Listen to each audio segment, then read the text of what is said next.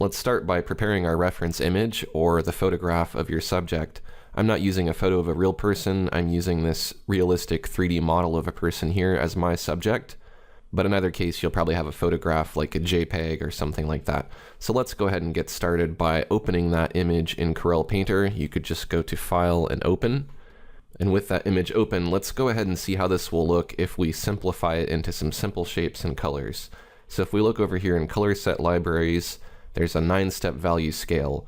1 is white, which is the lightest, and 9 is black, which is the darkest, and there's some steps in between.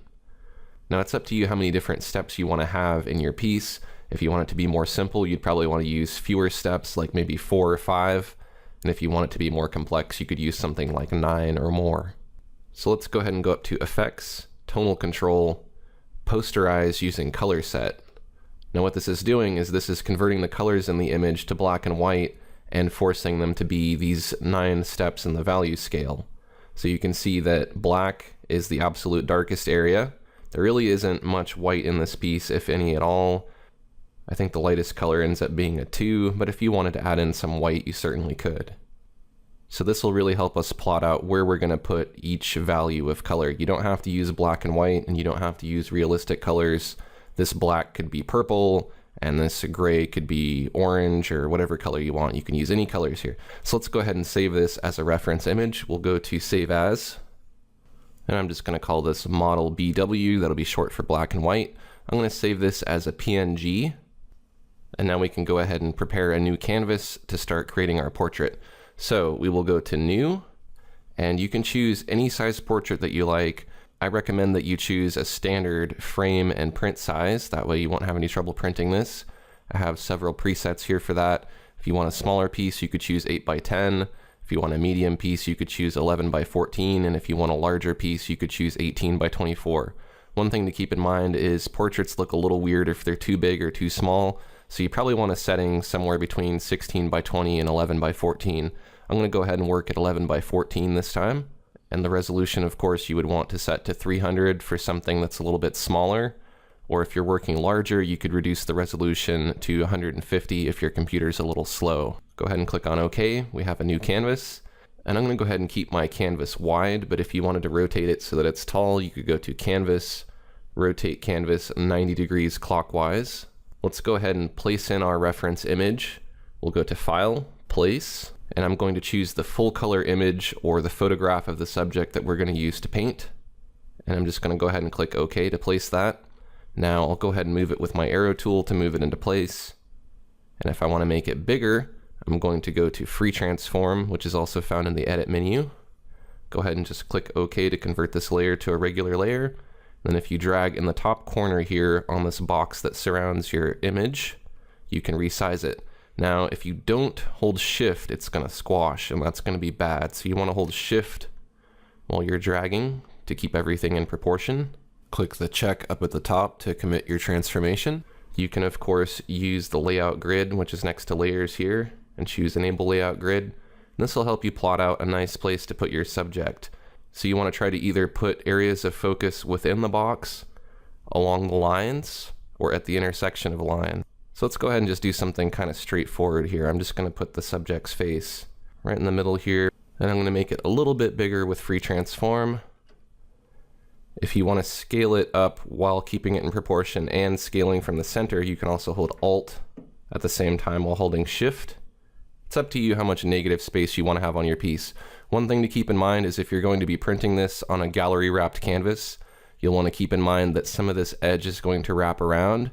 So if I was going to have this as a gallery wrap, I would want to make sure that I left probably something like about an inch or 2 at the most along the sides.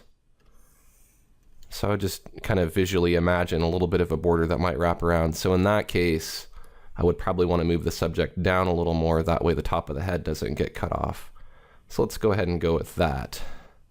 We'll go back to the layout grid and we'll go ahead and just turn that off since we don't need it anymore, and go back to the layers. Let's go ahead and name this layer subject, or you could name it the name of the person that you're drawing. And then we'll go ahead and reduce the opacity of that layer until we can see it just a little bit. Let's go ahead and add our reference image to our reference image palette. We'll click on this little button in the bottom left to open an image. And we'll select that black and white posterized version of the image.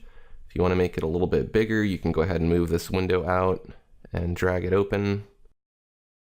And then you can use the magnifier to zoom in to get a better view of this. If you happen to have a secondary monitor, you can also just place this image on another monitor. So what we're going to do is we're going to work between these two images. This main full color image right here is going to help us get the general outline of our subject and kind of keep things in place. The other image that's loaded here in the reference image palette is going to be kind of a guide to show us where the different areas of value are. So it helps us see that this is the darkest area between the hair and the neck, and the lightest area is the nose and the chin and so on.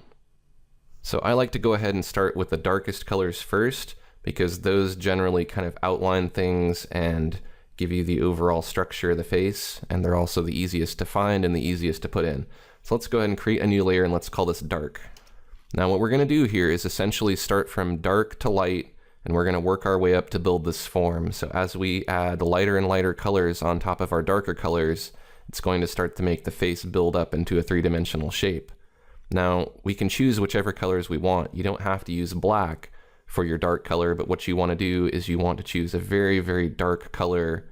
I'm going to go ahead and choose a really dark purple, but you could choose any color you want. You want it to look almost black. Let's go ahead and zoom in on the face here.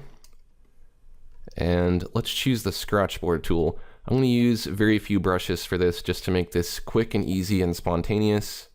Scratchboard tool works really well to fill in nice solid areas quickly. Using a keyboard shortcut of Control and Alt to drag the size of the brush that I want. That helps me quickly resize my brush. I'm going to make my brush small. I'm going to go in here and just fill in this dark area on the pupil. And don't worry about getting this perfect. You don't want to be too sloppy, but you do want it to be a little loose so that it looks like a painting. Let's go ahead and put that in over here as well on the other side. We will add a little bit of a line across the top of the eye. We'll go in here on the nostrils. We'll add in a little bit of dark. It's okay to put tiny amounts in here. You don't have to use a whole lot. And this is going to start out on its own layer, so that if we want to change it to a different color or start over and try to paint it and make it look better, we can do that. Don't use too many undos because you'll be working back and forth forever, not getting anything done, but feel free to use them when it's necessary. Some people have a habit of using too many undos. I'm going to go to here on the neck, put in this dark area here. We're just going to use a little bit of black. We don't want to go too overboard with it. Now our next lightest color will be the number 8. So we want to be right around this range here in the color picker. We could choose a different color if you want to. It doesn't have to be blue. It could really be any color. When you're picking color, it's nice to use complementary colors. And the way that you find complementary colors is you look at your color wheel here, and colors that are across from each other are complementary. So yellow is complementary to blue in an HSV color space. That's different from the painter's color wheel that you would use for working with traditional subtractive color paint. And colors that are a right angle from a color are also secondary complementary colors. So for instance, I could choose this magenta or this aqua color that's also complementary to the blue and to the yellow. In this particular image, we're going to use a limited color palette, and we're going to imply a sense of lighting by having warm colors on the left side of the face and cool colors on the right. I'm going to shift from purple to blue, and I'm going to add some saturation to the blue to make it brighter. Something like that. And I'm going to go in here on the hair. I'm going to use these two examples as a guide to see where to put this hair.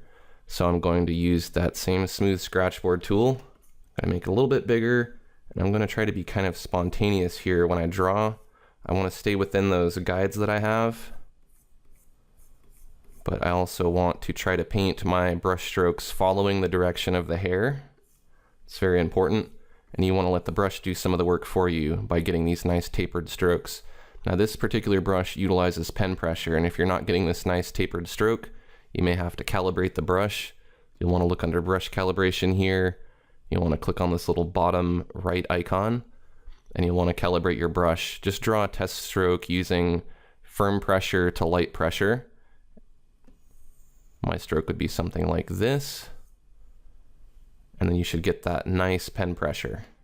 And you don't have to follow this guide exactly. I'm not gonna, make it identical by any means, but I want to generally have the hair kind of start to get dark right above the eye. And when it gets down around the chin area, that dark area starts to go away. So I'm gonna follow these curves. Just fill in this whole area here.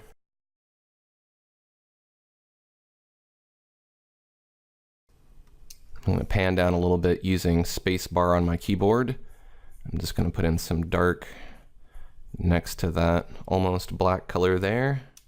We'll pan down here to the edges of the hair. There's some dark colors here on the tips. Let's see how we're using both of these images. This is helping us keep things in place where they should go. And this image is helping us decide which values to use. Do we use a dark color? Do we use a light color? And if so, where do we put them? I'm going to pan over to the other side and add in some dark color over there. Now for this looser style of painting, if you want kind of this expressionist abstract style, bigger brushes tend to work better because you cover more ground and you tend to paint a little more spontaneously.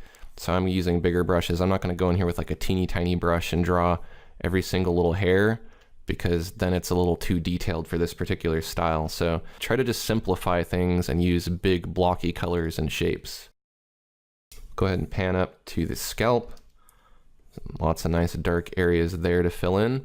Now you want to follow the curvature of the hair. So look at how the hair curves here in the reference image. It all kind of converges here at the part in the hair.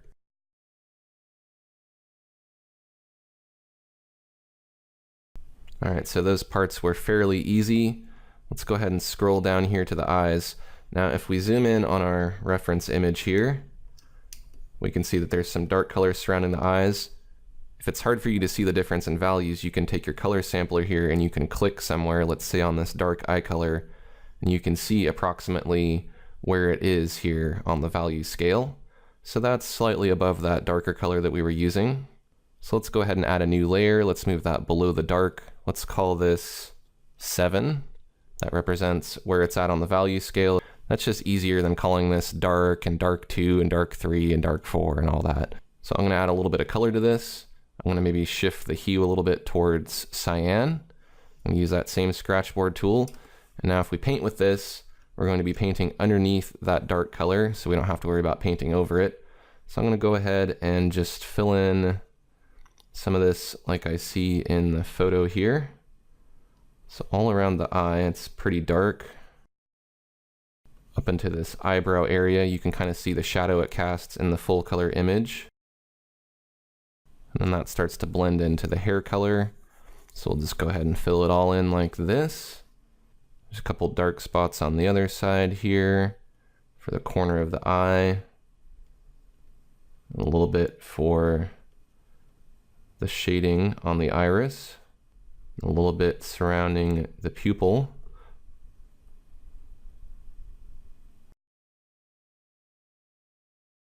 Looks like there's also some on the eyebrow here. There's a little bit on the nostrils, like so, but you can see we're gradually building this up from dark to light. And you can always work back and forth. If you want to go back to your dark here and hold Alt on your keyboard to sample that original dark color, you can add in a little more dark. I think that needs to happen here. As I'm looking at the eyes closer, I can see there's a bit more detail with that dark color.